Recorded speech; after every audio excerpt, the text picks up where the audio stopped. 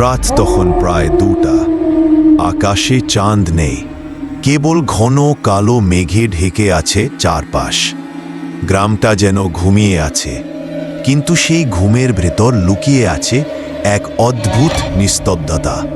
শুধু দূরে কোথাও শুকনো পাতার মচমচ শব্দ। অর্পণ শহর থেকে সদ্য গ্রামে এসেছে। পুরনো ভাঙা বাড়িটায় সে একা রাত কাটাবে বলে জেদ ধরেছিল। গ্রামবাসীরা তাকে বারবার সাবধান করেছিল, মাঝরাতের পর ওখানে থেকো না, কিন্তু সে হেসে উড়িয়ে দিয়েছিল। প্রথম ভয়াবহ সত্য, ফিসফিসের শব্দ। বাড়ির ভেতরে ঘড়ির কাঁটা যখন 2টা বাজালো, হঠাৎ করে সে শুনতে পেল কারো ফিসফিসানি।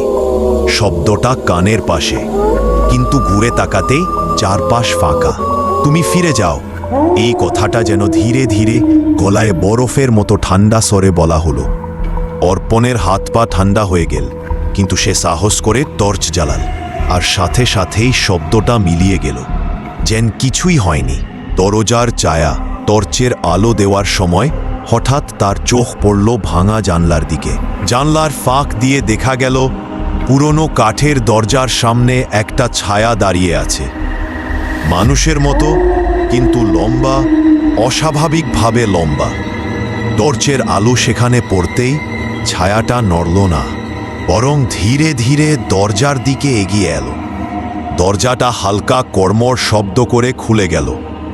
বাইরে কিছু নেই, শুধু কুয়াশার ভেতর যেন কারো শ্বাস নেওয়ার শব্দ। মৃতের চোখ। অর্পণ ভয় সামালাতে না পেরে ঘরের ভেতর দৌড়ে ঢুকল, কিন্তু ভেতরে ঢুকেই সে থমকে দাঁড়ল। ঘরের কোণে পুরনো দোলানা চেয়ারে কেউ বসে আছে। সাদা শাড়ি, লম্বা চুল, মুখ ঢেকে রেখেছে। মুখটা ধীরে ধীরে ওপরে উঠতেই দেখা গেল চোখ নেই, শুধু কালো ফাঁকা গর্ত, আর গর্তের ভেতর থেকে তপতপ করে রক্তের মতো কিছু পড়ছে। সে হঠাৎ উঠে দাঁড়িয়ে কানে কানে বলল, এখন তুমি এখান থেকে যেতে পারবে না। অর্পণ চিৎকার করে দরজার দিকেই দৌড়াল, কিন্তু দরজার বাইরে সে একেই ছায়া দাঁড়িয়ে আছে। বাড়িটা যেন এক অদৃশ্য ফাঁদ, আর তার মধ্যে বন্দী হয়ে গেল অর্পণ।